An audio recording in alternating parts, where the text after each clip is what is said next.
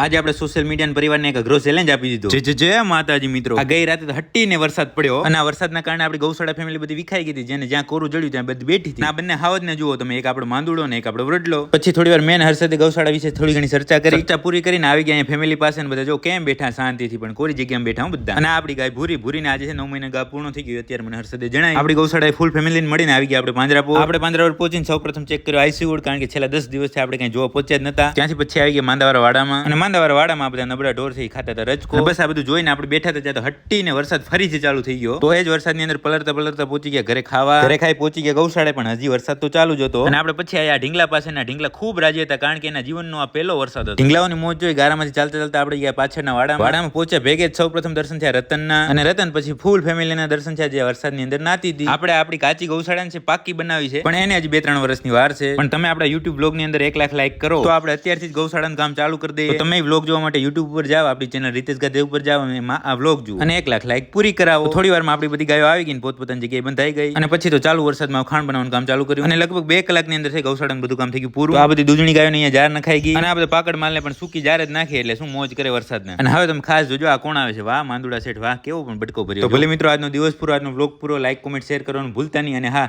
યુટ્યુબની અંદર છે આજના બ્લોગની અંદર 1 લાખ લાઈક કરાવો એટલે આપણે સેટ બનાવવાનું કામ તે દિવસથી શરૂ.